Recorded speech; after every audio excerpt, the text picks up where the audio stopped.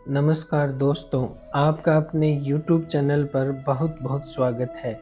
हमारे इस परिवार के सदस्यों की संख्या जल्द ही 1000 यानी कि 1K होने वाली है और यह केवल और केवल आप सबके प्यार की वजह से ही संभव हुआ है, जिसके लिए आपका हृदय से बहुत बहुत आभार।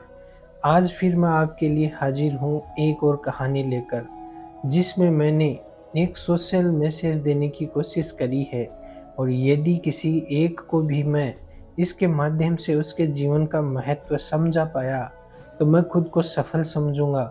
कहानी को लाइक शेयर करें और अपने अमूल्य सुझाव कमेंट करें। चैनल को ज़्यादा से ज़्यादा सब्सक्राइब करें। चलिए अब कहानी शुरू करते हैं। दोपहर के लगभग 3 बजे हैं। राज आज जल्दी फ्री हो गया तो ऑफिस से घर के लिए निकल पड़ा। रोजाना रात को लेट होने की वजह से बेटा अखिल, बेटियां सलोनी और विपुला हमेशा नाराज रहते हैं कि पिताजी हमारे लिए तो आपके पास वक्त ही नहीं है। कल अखिल ने, जो कि 11वीं कक्षा का विद्यार्थी है और साथ ही साथ एमबीबीएस की तैयारी भी करता है, राज से कोई बुक लेकर आने को कहा था। राज ने रास्ते में बुक ली और बच्चों के लिए खाने का कुछ सामान ले लिया।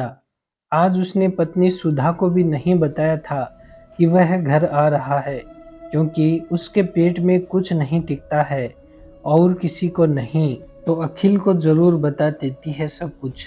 बहुत बनती है दोनों माँ बेटे में। कभी कभी उनके प्यार को देख बाकी तीनों को बहुत जलन होती है। राज ने सोचा आज सबको सरप्राइज कर दूंगा और शाम को मूवी के लिए भी ले जाऊंगा। बच्चे भी आज आज पढ़ाई के प्रेशर से दूर रहेंगे और सुधा भी इसी बहाने घर से बाहर निकलेगी। बेचारी दिन भर हम चारों के कामों में ही लगी रहती है, अपना जीवन तो भूल ही गई है। बच्चों में सबसे बड़ा अखिल ही है, बहुत होनहार है। 10वीं में भी पूरे राज्य में 4-5 नंबर पर ही रहा था। सुधा जो दिन रात मेहनत कर रही है, उसी का परिणाम है सब। सोचते सोचते राज की गाड़ी घर के सामने जाकर रुक गई। गाड़ी से सारा सामान राज ने लिया और दबे पांव घर में घुसा।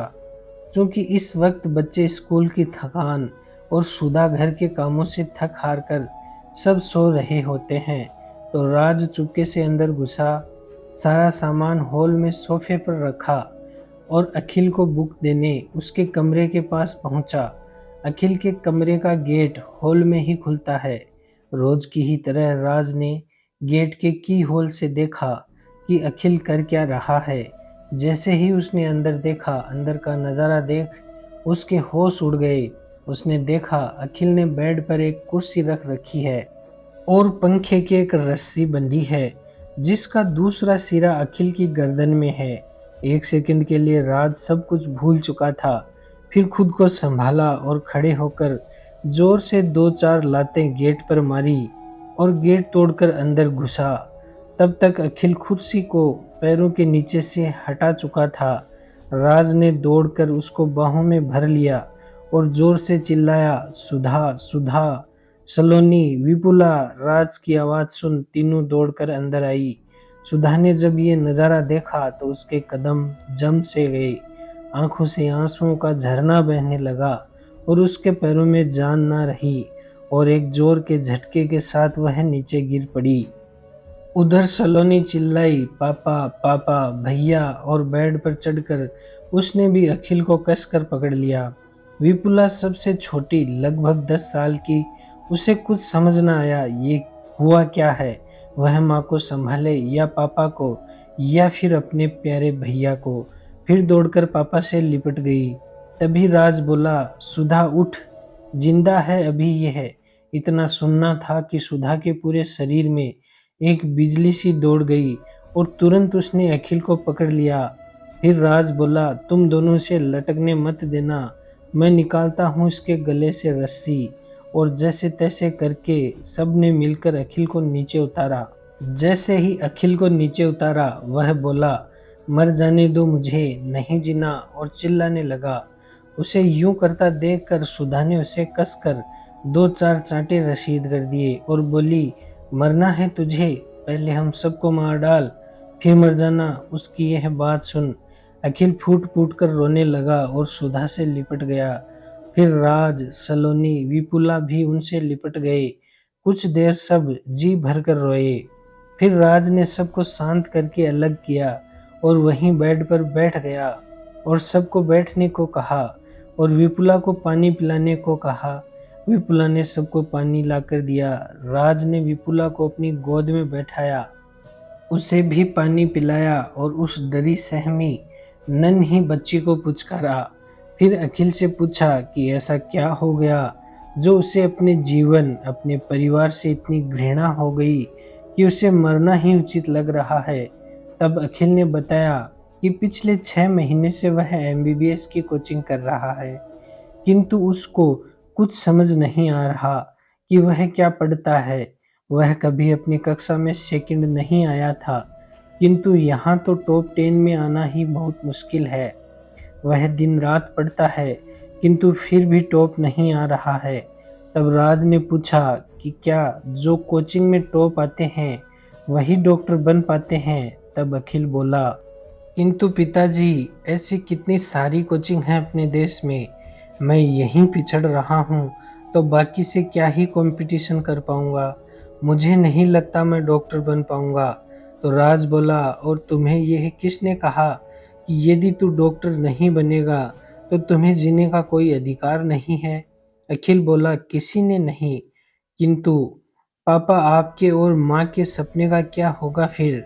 मैंने कितनी बार आप दोनों को अपने दोस्तों और पड़ोसियों से कहते सुना है कि आप मुझे डॉक्टर देखना चाहते हैं। तब राज बोला, अरे पागल, हमारा सपना है तुझे डॉक्टर बनाना, किंतु वह सपना तेरी जान से प्यारा नहीं है। और सपनों का क्या है, यह तो रोज रोज नए आते हैं। सपना तो भगवान राम जी का भी था कि वो राजा बने, लेकिन बन गए थे वनवासी, फिर भी नहीं मरे। सपना तो माँ जानकी का भी था कि वह भावी राजा की रानी बने, लेकिन जीवन भर वन वन भटकती रही थी, किंतु फिर भी मरना उन्हें स्वीकार्य नहीं था। आज तू एक सपने के लिए मर जाएगा, कल सलोनी किसी दूसरे सपने के लिए और विपुला किसी तीसरे सपने के लिए मर जाएंगी।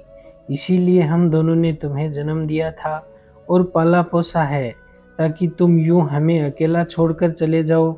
अरे सपना तो सुधा का भी था कि वह कलेक्टर बने, कॉलेज टॉपर थी जब मुझसे शादी हुई और फिर तुम हो गया।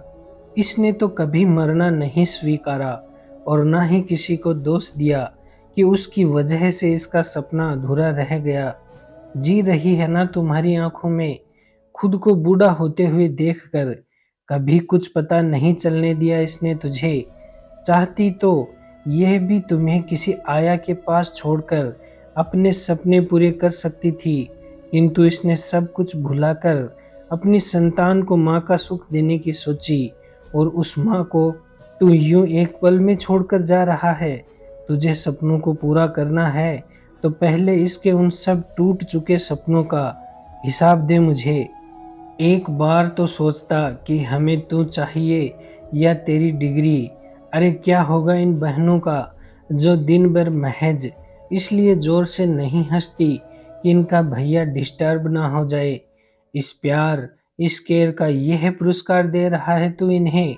अरे एक बार तो सोचता कि जिसके चेहरे पर एक खरोंच तक हमसे सही नहीं जाती, उसे यूं मरा हुआ देखकर हम कैसे जिंदा रह पाएंगे।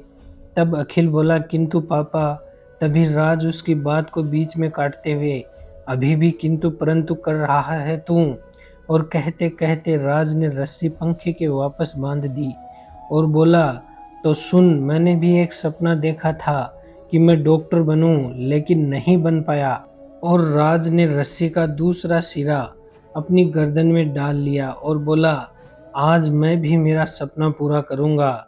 उसे यूं करता देख अखिल भागा और रस्सी को उसके गले से निकाला और राज के लिपट कर फूट फूट कर रोने लगा। तब राज बोला, क्यों, क्या हुआ? मरने दे मुझे।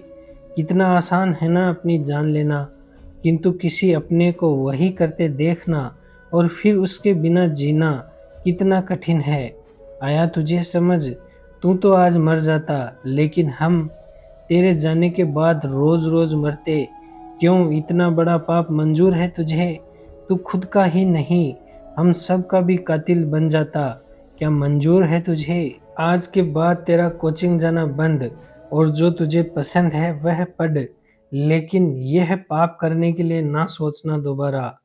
तब अखिल अपने पूरे परिवार को गले लगाता है।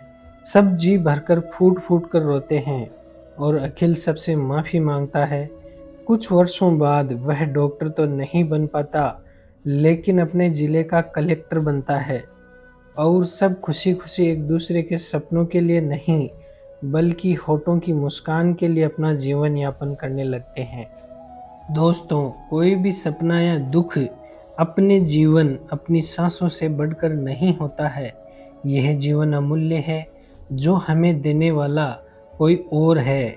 जब उसने हमें जीवन दिया है, तो यह भी तय किया है कि इसे जीना कैसे है। यदि ऐसा ना होता, तो हम सब माँ की कोख से ही कोई कलेक्टर, कोई डॉक्टर, तो कोई इंजीनियर, नेता बनकर पैदा होते। तो केवल कर्म करें और खूब जी तोड़ मेहनत करें, फल की इच्छा ना करें। वक्त आने पर फल भी मिलेगा, लेकिन उसके लिए जीना पड़ेगा, इंतज़ार करना पड़ेगा। दोस्तों, कहानी अच्छी लगी हो तो लाइक, शेयर, कमेंट करें और चैनल को सब्सक्राइब करना ना भूलें। जय हिंद, वंदे मातरम।